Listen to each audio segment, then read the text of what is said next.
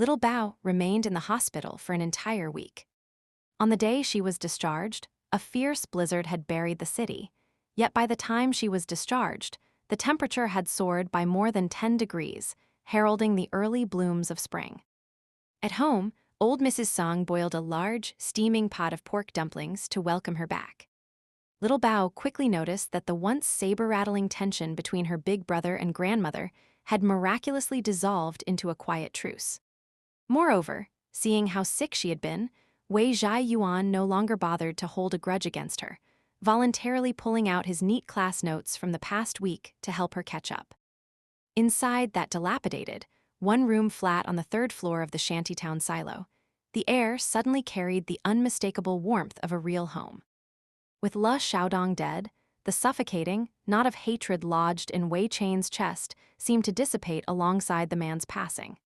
His very demeanor underwent a profound transformation. Though Fatty San couldn't quite articulate the exact nature of the change, he simply felt that the razor-sharp, lethal hostility surrounding the youth had noticeably softened. Either way, it was a welcome turn of events. When the time came to pick up Pocky's mother from the hospital, Fatty San brought little Ho and Wei Chain to Pocky's old bungalow. Spitting into his palms, Fatty San began furiously shoveling dirt from beneath a large locust tree. That kid Pocky was like a gopher, buried everything underground. He definitely left something here. Hey, Master Kyan, you're just going to stand there with your hands tied behind your back. Mind pulling over your honorable paws to help your old man. Wei Chain knocked the dried mud from his boots, replying without bothering to lift his head, "The master is doing you a huge favor letting you burn some fat. Cut the bullshit, put some muscle into it, and dig." After speaking, he pulled a cigarette from his pocket, popped it between his lips, and lit it. Instead of smoking it, he carefully planted the lit cigarette upside down in the dirt beneath the locust tree, gently patting the rough bark of the trunk. "Haven't had a drag in a while, have you? It's cheap tobacco, but make do." The large locust tree stood quietly in the spring breeze, its branches rustling softly as a thin spiral of pale smoke curled upward around its trunk. It truly bore a resemblance to Pocky, always standing silently in the corner, offering a foolish, quiet grin to whoever looked his way, never asking for anything, never making a sound. Before long, Fatty San unearthed the buried cash. Sealed inside a thick plastic bag, along with the money, was a folded note. In it, Pocky wrote that he was leaving for a distant hometown and had no choice but to entrust his mother to his two brothers. The word entrust was misspelled with the wrong character, and the handwriting was a scrawling, jagged mess. This illiterate street friar, despite being the oldest among them, couldn't even write a farewell note as cleanly as Wei Yuan had after his first 2 months of primary school. After conferring for a moment, Wei Chain and Fatty San decided to permanently conceal Pocky's death. They handed the cash and the note to his mother, inventing a uniform lie. Pocky had joined a group of traders traveling overseas to save up money for her medical treatment, heading all the way to Cambodia to sell coffee beans. The Cambodia detail was Fatty San's idea. He figured a far-off, exotic land fit the vague phrasing on the note quite well. Having lost an arm and a leg in the accident, Pocky's mother qualified as disabled. By official regulations, she was eligible to apply for government welfare support. However, navigating the bureaucratic nightmare of securing certificates and filing paperwork was a grueling process. Years ago, Wei Chain could have applied for similar aid as an orphan, but he lacked the time, energy, and connections to chase paperwork through government offices. Now, though he and Fatty San possessed both the time and the means, the application hit an immediate dead end because of Pocky's mother herself. When Wei Chain tentatively brought up the idea of government assistance, the old woman firmly refused. She firmly believed that since she had a nearly grown son who was capable of working, and who had now gone abroad to trade coffee beans and earn good money, she shouldn't exploit the government for tiny subsidies. Her unyielding sense of moral integrity gave Wei Chain a splitting headache. When he got home that day, he gave Fatty San a heavy beating for coming up with such a convincing, elaborate lie talk about lifting a rock only to drop it on their own feet. Wei Chain never returned to the nightclub scene, nor did he care who seized Le Xiaodong's territory after his death. The fierce street enforcer known as Brother Wei vanished right alongside the late Brother Le, washing his hands of the underworld entirely. He played his part as a hitman to perfection. Everyone knew he was just a guard dog kept by Brother Le. No matter how sharp his teeth were, nobody paid him any mind. The rest of them had plenty of other reasons to go crack each other's skulls. Instead, Wei Chain asked Fatty San's father to secure him a job as a factory order laborer, which, plainly speaking, meant manual freight loading. It was temporary, piece-rate manual labor. Pure, bone-crushing physical work. A free lunch consisted of 2 plain steamed buns per worker. Within a few days of starting, Wei Chain's palms were covered in massive, blood-filled blisters, his clothes permanently caked in grime, forced to swallow his pride and cater to the whims of site managers. The glory days of Brother Wei, the feared street fighter, vanished into thin air like a fleeting dream. By his 3rd day on the job, Wei Chain sat on the curb during his break, using a sewing needle to pop the dark blood blisters on his hands. His heart felt extraordinarily calm, a quietness that surprised even himself. In the past, he had believed that such menial labor would snap his young spine. He used to think that the light years of distance separating his grim reality from the concept of success would make his heart bleed as if cut by a blade. Yet it didn't.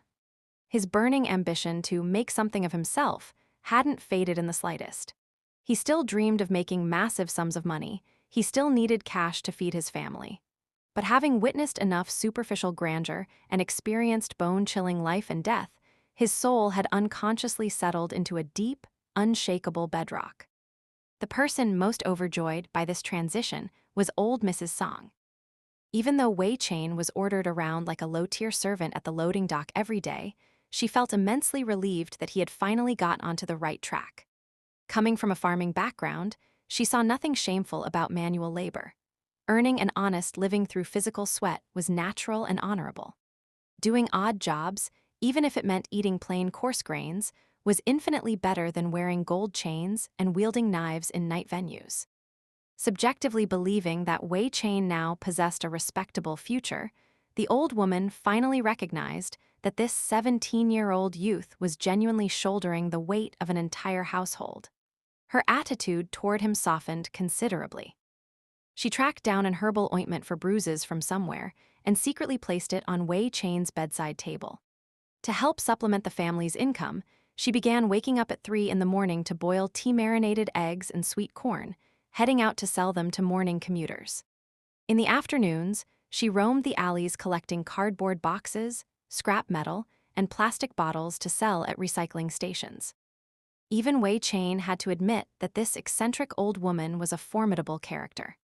Despite waking before dawn and working straight through the night, she still managed to cook 3 meals a day for the children at home, remaining energetic enough to fight 300 rounds of verbal warfare with the wicked old hag next door. Scared off by Wei Chain's childhood display with a kitchen knife, the wicked old woman didn't dare step outside for a face-to-face clash. Instead, both households kept their front doors chained shut, leaving a crack open for audio transmission, launching full-scale shouting matches across the hallway. The 2 elderly women elevated cursing into a fine art form, spewing filthy profanities with such creative precision that even Wei Chain, a seasoned street enforcer, found it unbearable to listen to. Whenever Fatty San wasn't outsourcing goods, he would sit in the hallway, grabbing a handful of sunflower seeds, happily munching while listening to the daily performance. When the battle concluded, he would brush the seed shells off his pants and clap loudly, his booming voice single-handedly creating the applause of a full theater. That was usually when both old Mrs. Song and the wicked old hag turned their combined artillery onto him. Old Mrs. Song screeched, "You half-wit punk." The wicked hag echoed, "You full-blown dipshit." Fatty San, delighted to have completed the total dumbass duo, wiggled his fat ass and waddled away contentedly. Eventually, Wei Chain walked over, kicked open the door latch of the wicked hag's house, and had a massive row with old Mrs. Song at home, ordering both old women to clean up their mouths so they wouldn't corrupt the children. As it turned out, the 2 shrews couldn't win against him individually, so they tacitly shifted their shouting matches to late afternoon when the children were still at school, and declared a strict ceasefire on weekends and public holidays. Wei Chain quit smoking. Cigarettes were simply too expensive. For Wei Chain, two distinct scents defined his childhood memories. One was the sharp reek of cheap tobacco, and the other was the medicinal aroma of the bruise ointment that came later. During those hot summer months, every night when Wei Chain finished his homework and looked up, his big brother was already dead to the world from sheer physical exhaustion, sleeping soundly on the narrow cot. As the weather grew warmer, Wei Chain wore only a sleeveless white tank top and loose cotton shorts, a thin sheet pulled over his waist, leaving his back exposed to the boy. Months of heavy manual labor had sculpted Wei Chain's frame, stripping away every trace of excess fat. Long, tight muscles were packed firmly across his torso. His waist remained narrow, and his prominent shoulder blades flared beneath his skin like a pair of folded wings, as if as long as one was sheltered beneath them, no harm could ever reach them. Wei Chain would gaze at his brother's back for a long moment before lowering his head to copy his vocabulary homework. The phrase assigned by his teacher that day read, "An elder brother is like a father." The boy wrote the characters 5 times in neat, precise strokes as instructed. Closing his notebook, he switched off the lamp and climbed onto the bed, following the familiar scent of herbal medicine lingering in the air. Crawling over Wei Chain's sleeping form, he skillfully burrowed into his big brother's chest. In his half-asleep state, Wei Chain instinctively lifted a heavy arm to drape over the child's back, patting him softly as a raspy, nasal mutter escaped his lips. "Go to sleep." Distilling the exact measure of warmth and favor from those 3 words, Wei Chain closed his eyes with absolute contentment, savoring the most comforting moment of his day. From that summer onward, whenever the concept of happiness was mentioned, Wei Chain would recall those childhood nights nestled in his big brother's arms, pressing against his warm chest, closing his eyes to await sleep. Even long after he grew too large to fit within those arms. Another 6 months flew by in the blink of an eye.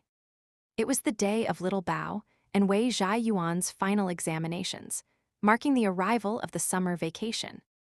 Under the scorching summer sun, Wei Chain rode a 20 yuan second-hand bicycle to the wholesale ice cream market.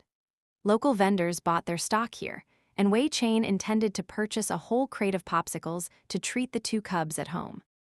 Many families with multiple children bought ice cream directly from the wholesale market. Popsicles that retailed for 1 or 2 yuan cost only 40 or 50 cents here, saving quite a bit of money. Wei Chain was inspecting the price list when a hesitant, middle-aged woman's voice called out from behind him. "Wei Chain, is that really you, Wei Chain?" Wei Chain turned around, spotting a somewhat familiar middle-aged woman. He froze for a second, scrutinizing her features before a sudden wave of recognition washed over him. Your teacher Li." Teacher Li walked over quickly in her low heels, asking repeatedly, "It really is you. What on earth happened to you? You dropped out of school without saying a word, and I searched for you for so long but got no single trace. What have you been doing all this time? What went wrong? Why didn't you finish your education?" After 3 long years, seeing her again gave Wei Chain an uncanny sense of stepping into a former life. School? That felt like a lifetime ago. Yet facing his former head teacher, Wei Chain instinctively lowered his head. In that moment, he looked neither like a ruthless street enforcer nor a hardened manual laborer. He suddenly reverted to a normal, somewhat formal middle school student standing respectfully before his instructor. Wei Chain offered a wry, bittersweet smile. "Teacher, it's a long story." When Wei Chain arrived home carrying a large carton of ice cream alongside a refined, middle-aged woman, the entire household was thoroughly stunned, for as long as the children could remember, their big brother had never treated anyone with such immense deference. The guest was neatly dressed, wore wire-rimmed glasses, and spoke with polite, cultured elegance. A single glance revealed she was an intellectual, completely out of place in their squalid surroundings. Once old Mrs. Song figured out Teacher Li's identity, she was so shocked her tongue tied into knots. In her remote rural hometown, the administrative structure went from province to city, then to county, township, and finally tiny mountain villages. Her village hadn't produced a single high school student in decades, let alone a real, living high school teacher. Old Mrs. Song treated Teacher Lee like a visiting state dignitary, pulling out all her culinary skills to cook a lavish table of high-grade dishes, insisting that the teacher stay for dinner. Unable to refuse their overwhelming hospitality, Teacher Lee sat down at the small dining table. Taking in the cramped, impoverished household, she gradually understood the crushing weight that had forced Wei Chain out of the classroom. Accepting a bowl of rice from the old woman, Teacher Lee offered carefully, "Wei Chain, I remember your grades were exceptional back then. Honestly, stopping your education like this is such a tragic waste." Wei Chain didn't answer directly, picking up a small bowl from the side. "Teacher, let me scoop some soup for you." Teacher Lee took the bowl and continued earnestly, "You know, I've been teaching at our school for over 20 years. As a senior faculty member, I hold a bit of sway with the administration. And your uncle? Well, my husband, he works at the Municipal Bureau of Education. If you'd like, I can have him find a way to reinstate your official student record you could transfer directly into the graduating class I'm teaching right now." The moment those words left her mouth, every pair of chopsticks at the table froze simultaneously in dead silence.